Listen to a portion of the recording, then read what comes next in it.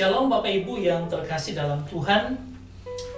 Saya mengajak kita kembali di 300 ya. Nomor 300 ini tentang serial tanda. Serial tanda adalah hal-hal yang saya alami dalam hidup saya dan saya ingin menceritakan itu kepada kita. Dan saya memberi judulnya adalah tunaikan tuntas tugas di hidupmu. Kita akan melihat bersama bagaimana hal ini kita bisa renungkan. Inspiration behind the skin. Inspirasinya adalah ketika beberapa waktu ini kalau kita melihat akan krans bunga ini berarti ada kematian yang akhirnya kita berduka dan sebagainya. Beberapa hari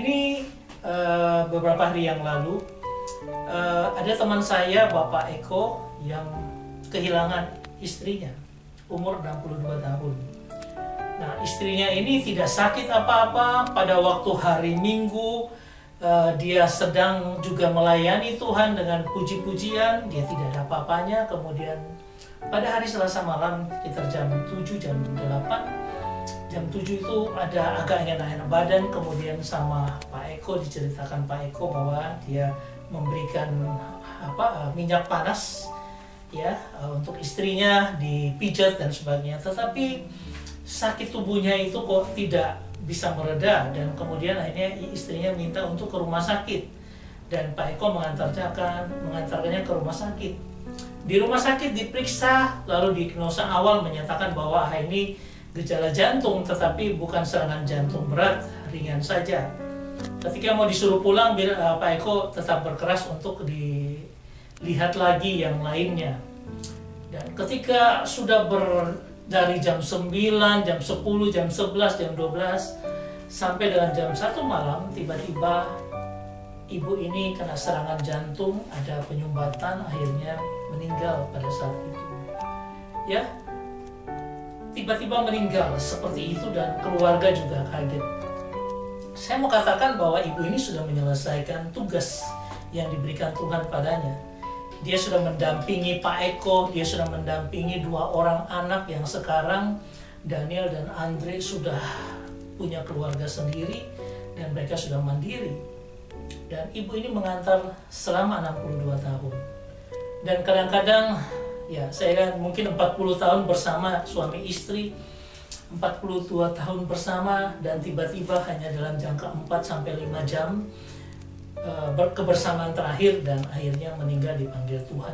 Kita semua punya tugas dan pelayanan yang kalau kita sudah selesai Tuhan akan panggil dan ini mungkin juga tugas pelayanan sudah selesai dan Tuhan memanggil istri yang tercinta ini.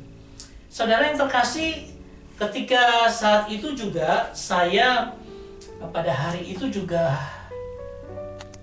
ketika akan ke kontrol atau mengambil obat di rumah sakit, saya melewat jalan Juanda dan itu beberapa hari setelah tanggal hari Selasa berarti hari Jumat saya ngambil obat dan saya melihat ada kejadian kecelakaan. Ada seorang anak muda dengan pakaian jas hujan tergeletak di jalan.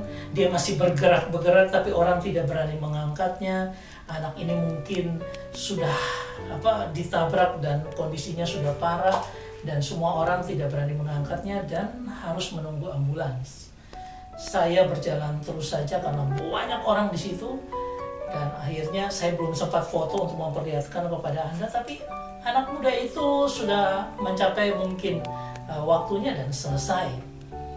Kita semua punya waktu-waktu tertentu, tapi yang menjadi pertanyaan kita ketika saya merenungkan pada bagian yang 299 adalah kata tunaikan tugas pelayananmu. Ini diambil dari 2 Timotius 4 ayat 5. Tetapi kuasailah dirimu dalam segala hal, sabarlah menderita, lakukanlah pekerjaan pemberitaan Injil dan tunaikan tugas pelayananmu. Kata tunaikan tugas pelayananmu ini dari kata ya tem diakonian so plero poreson ya. Dikatakan gitu ya, plero poreson. Dikatakan the ministry of you fully carry out. Ya artinya apa? Pelayananmu, ministry yang kau lakukan itu sudah selesai sampai dengan tuntas. Itu yang harus kita kejar. Ya, itu yang setiap hari harus kita lakukan, kita kejar akan ini. Dan kata-kata ini kalau kita lihat artinya, sebenarnya melaksanakan sepenuhnya. Digunakan untuk kuasa Allah yang membawa orang percaya ke potensi maksimum. Ada kuasa Allah yang bekerja, maksimal kita kerjakan potensi kita. Tetapi secara tepat berarti menanggung atau mengenakan pekerjaan Allah sampai batas maksimal. Kalau pekerjaan Allah itu masuk dalam hidup kita, ada harga yang kita bayar, ada pergumulan, penderitaan yang kita dapat, tidak apa-apa. Sampai batas maksimal yang kita bisa lakukan, kita lakukan. Yaitu sesuai dengan kapasitas penuh dari orang percaya yang sepenuhnya diyakinkan oleh Allah. Kalau kapasitas penuh kita seperti ini, kalau masih di sini, Tuhan akan meyakinkan kita lagi, mendorong kita lagi untuk nambah kapasitas kita sampai fully, sampai penuh sepenuhnya, ya. Dan itu akan sungguh luar biasa apa yang kita kerjakan. Dan kalau sudah penuh, Tuhan siap memanggil kita untuk bersama-sama dengan Dia. Saudara yang terkasih, ada orang-orang yang luar biasa dalam kehidupan kita. Kita bisa melihat kira-kira sekitar 3.000 tahun yang lalu ada seorang bernama Musa. Dan Musa itu adalah yang membawa Taurat Tuhan melewati laut Kolsom. Dan luar biasa dia membawa orang Israel. Dia dalam setiap pergumulannya dia tetap dipaksa Tuhan untuk capai maksimum apa yang dia bisa kerjakan. Dan ini Tuhan sampaikan sendiri. Allah sendiri menyatakan, Musa seorang yang setia dalam segenap rumahku. Allah memuji Musa secara pribadi.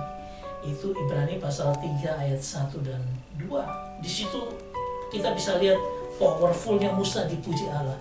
Bahkan kalau kita lihat dari Bilangan pada pasalnya yang ke-12 ayat 7 dikatakan bukan demikian. Jadi kalau ada orang yang mau menyatakan yang buruk tentang Musa, Tuhan bilang bukan demikian hambaku Musa, seorang yang setia dalam segenap rumahku. Berhadap-hadapan aku bicara dengan dia. Jadi Tuhan tidak pakai mimpi, tidak pakai apapun. Tapi kalau dengan Musa dia berhadap-hadapan, berbicara dengan dia dan memandang rupa Tuhan. Dia pandang rupa Tuhan, ngobrol dengan Tuhan. Lalu dikatakan, mengapa kamu tidak takut mengatai hambaku Musa? Orang-orang yang sedang melawan Musa, Tuhan berdiri di tengah Musa, di depan Musa. Dan dia bilang, kamu mau melawan Musa, melawan aku. Tuhan bela hambanya yang setia dalam segenap rumahnya. Dan selesai pekerjaan Musa luar biasa. Ya. Nah, kalau yang lain lagi kita bisa melihat ada seorang yang luar biasa, seorang yang menjadi gembala terhadap dombanya pada waktu dia kecil. Dia di Bethlehem sering mengembalakan domba dan dia yang menyatakan Tuhan adalah gembala. Mazmur 23. Dan dia menjadi raja yang luar biasa. Dan Tuhan punya kesaksian sendiri untuk seorang Daud ini. Dia katakan dalam Kisah Rasul 13 ayat 22. Setelah Saul disingkirkan, Allah mengangkat Daud menjadi raja mereka. Tentang Daud, Allah telah menyatakan, aku telah mendapatkan Daud bin Isai, seorang yang berkenan di hatiku dan yang melakukan segala kehendak. Kata seorang yang berkenan di hatiku ini diterjemahkan oleh The Message seperti ini. He who heartbeat to my heart. Ya. Jadi ia adalah seorang yang heartbeatnya, detak jantungnya itu mengarah kepada detak jantung Tuhan. Saking dekatnya Daud dengan Tuhan, dia bisa menyelami akan maksud dan rencana Tuhan. Dan dia akan melakukan kehendak Tuhan dalam seluruh hidupnya. Raja yang luar biasa. Ada lagi, kalau kita baca di dalam pasal 36 ayat 36 dikatakan, sebab Daud melakukan kehendak Allah pada zamannya, lalu ia mangkat dan dibaringkan di samping nenek moyangnya, dan ia memang diserahkan kepada kebinasan. Artinya dia diserahkan kepada kematian, dia dikubur dan sebagainya. Tetapi Daud melakukan kehendak Allah pada zamannya. Ya, kalau kita terjemahkan dalam bahasa Inggris dikatakan seperti ini. For David, after he had served his own generation by the will of God.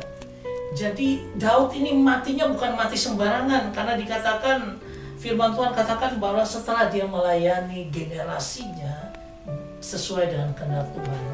Kita jangan mau mati langsung, mau mati gampang-gampangnya aja. Tetapi apa? Ada sebuah kehendak Tuhan yang harus kita lakukan pada generasi kita. Sudahkah kita di samping kita melayani orang di sekitar kita? Sudahkah kita menjadi berkat bagi orang-orang lain?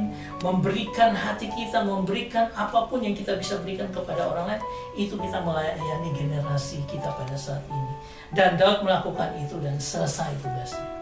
Dia sudah sepenuhnya melakukan tugas yang Tuhan berikan kepadanya. Ada satu lagi, seorang yang mungkin kita bilang, waduh ini orang ini bisa melakukan kehendak Tuhan enggak? Dia seorang hakim yang gampang sekali jatuh hati pada wanita.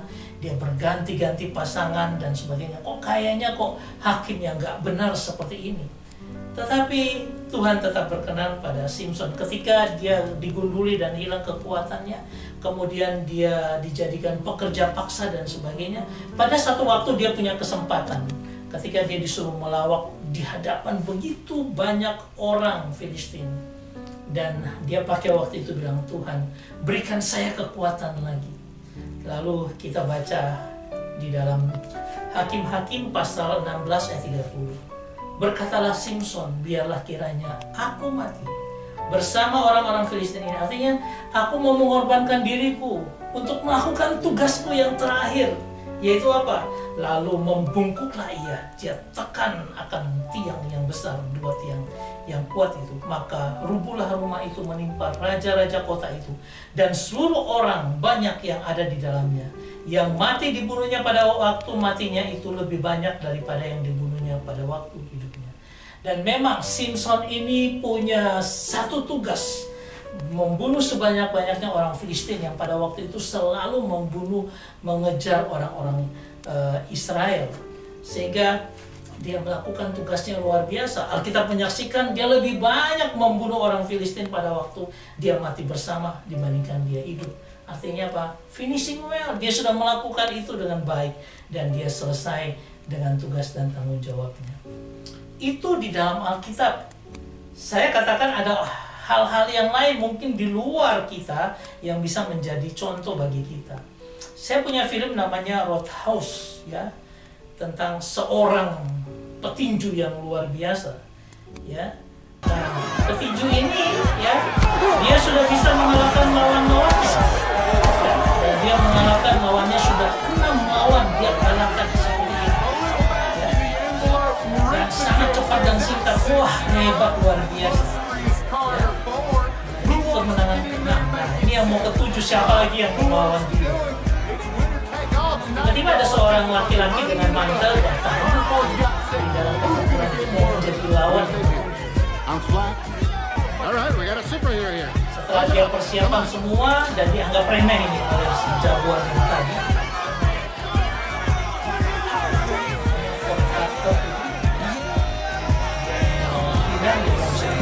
Ketika orang ini membuka mantelnya dan ketika Scott Carter ini melihat, langsung dia getaran. Apa coba yang dia katakan? Dia katakan tidak. Kamu tidak mau melawan. Akhirnya orang ini dapat menang taruhan tanpa dia menang, tanpa dia berkelahi.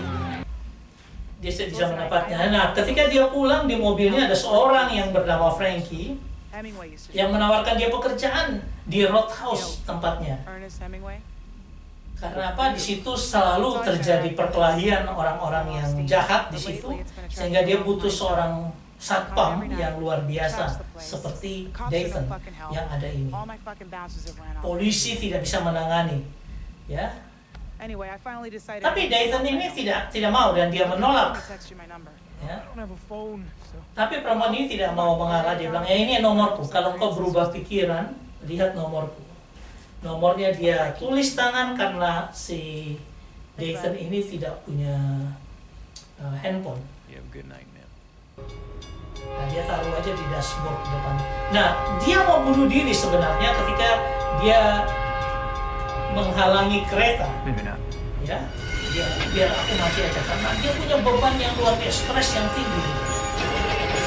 Tapi pada waktu dia bilang merubah pikiran, dia mau jalankan mobil, mobilnya nggak bisa bergerak dan akhirnya ditabrak sesuai dengan rencananya. Tabrak kereta api seperti itu. Dia masih hidup. Lalu dia melihat ke depan dia berkata, apa ya kok saya masih hidup? Ini berarti ada sesuatu yang aku harus kerjakan. Dia lalu melihat bahwa di dashboardnya itu ada nomor telepon dari si Frankie yang sudah memberikannya. Akhirnya dia pergi ke Roadhouse dan dia menjadi satpam di sana. Dia amankan orang-orang jahat yang mau mengacaukan, diamankan. Dan ini terakhir, ada seorang pegulat juga yang luar biasa namanya Knox. Dan Knox ini sudah menghancurkan dan sudah melawan.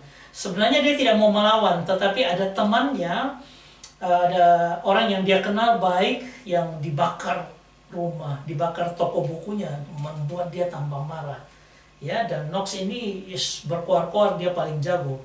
Nah, ini pertempuran terakhir.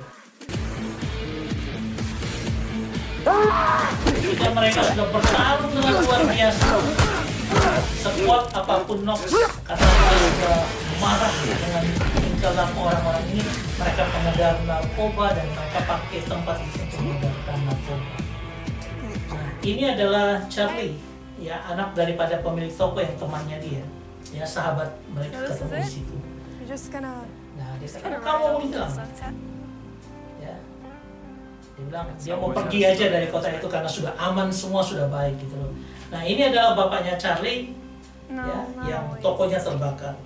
Charlie sebenarnya ingin bahwa pahlawan itu harusnya tinggal. Nah, dia bilang aku bukan pahlawan dalam cerita. Kau mungkin bukan pahlawannya. Ya, ini bapaknya lagi cerita, lagi buka. Ternyata dia dikasih uang luar biasa banyak karena uang penjahat. Tapi Charlie bilang kau bukan penjahatnya juga. Ternyata dia yang memberikan uang ini untuk Charlie dan bapaknya karena kompensasi tokonya yang terbakar. Dan ketika mereka mau berterima kasih, ya bisnya itu sudah pergi dan selesai. Dia sudah melakukan tugasnya dan dia harus pergi dari situ. Ya, nah dari sini kita bisa belajar banyak hal. Ada satu orang lagi di Perjanjian Baru yang kalau kita baca di dalam Kisah Rasul pasal 9 ayat 11 dikatakan, jawab Saulus, siapa engkau? Katanya, aku adalah Yesus yang kau aniaya. Kalau kita lihat ini, ya, ini adalah gambar ketika Paulus menerima sinar yang luar biasa ketika dia hendak ke Damsyik untuk membunuh akan orang-orang Tuhan, anak-anak Tuhan di sana. Nah, kata-kata dalam teks ini kalau kita lihat dari bahasa asli, menurut Greek Stephanus Tectus Receptus, benar.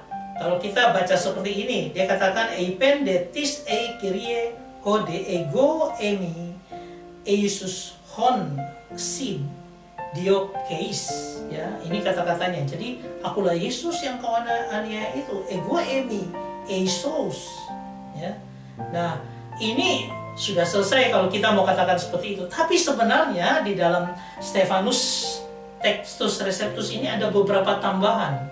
Ya, salah satu kata-kata tambahan itu yang saya tangkap adalah dikatakan tentang eipe kyrie timi tekleis poiesai.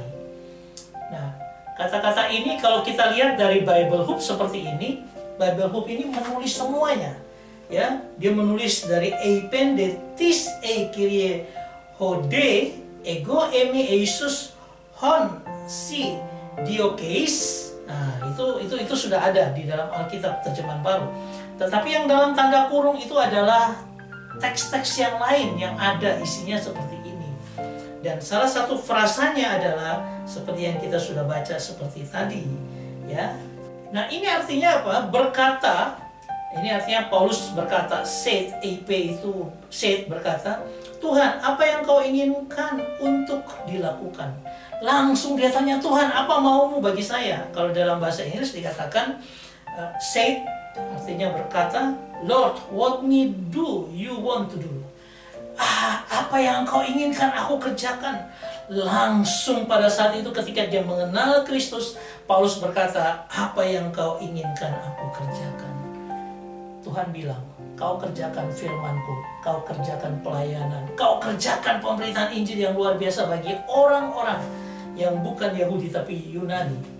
Dan itu dia lakukan sampai dengan akhir ketika kepalanya dipenggal di Roma.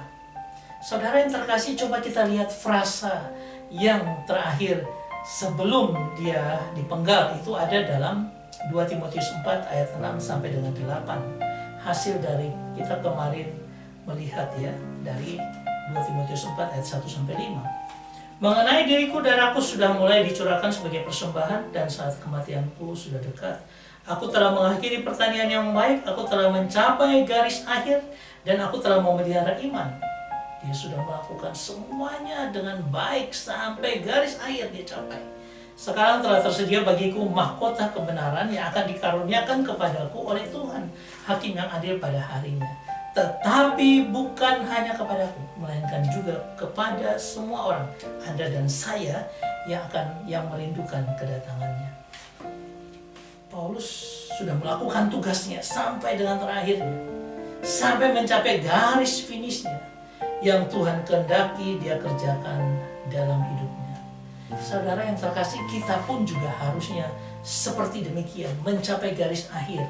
Sehingga apa? Dengan buayan dunia pada saat ini, jangan terbuai, fokus terus, tenang, kuasai dirimu, lakukan tugas pelayanmu dengan sepenuh hati. Saya berharap ini membangun kita. Ada sebuah ayat yang terakhir yang bisa kita lihat dari Efesus 2 ayat 10. Karena kita ini buatan Allah, diciptakan dalam Kristus Yesus untuk melakukan pekerjaan baik yang dipersiapkan Allah sebelumnya. Ia mau supaya kita hidup dalamnya.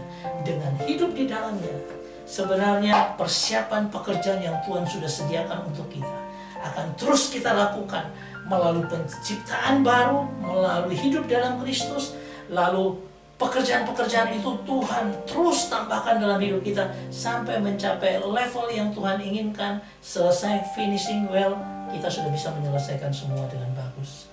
Ada sebuah lagu yang diambil dari ayat ini yang kita bisa lihat seperti ini.